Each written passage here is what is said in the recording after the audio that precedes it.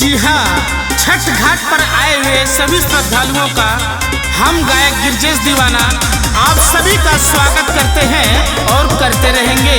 जय छठी मैया।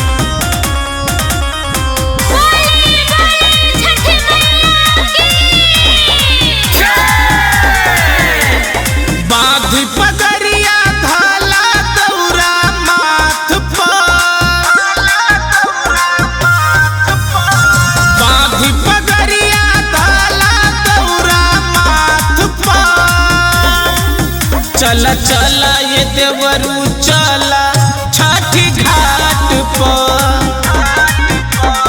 हमहू सुपल लेके चलब हाथ पर।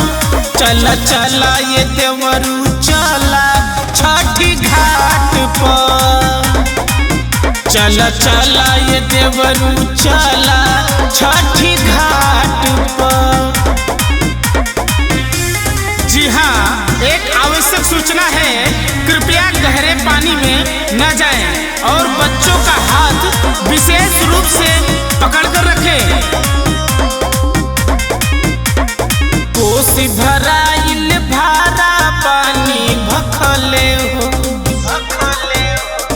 पूरा परिवार के खुशी में मैया जी रखले हो।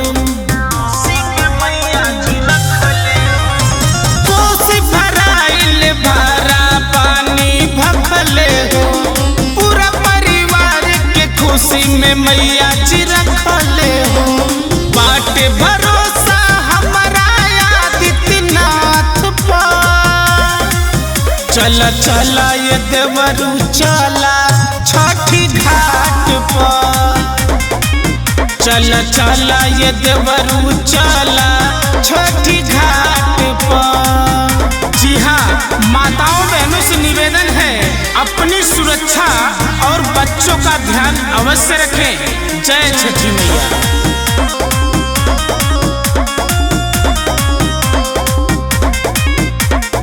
अचरा पर नाचनिया नचवाइब हो, गिरिजेश पवन से पचरा खूब गवाइब हो।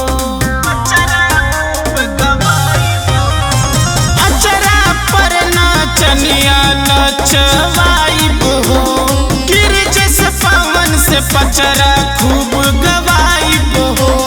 ध्यान रखब हम हरदम पूजा पाठ पर, चला चला ये देवरू चला छठी घाट पर, चला चला ये देवरू चला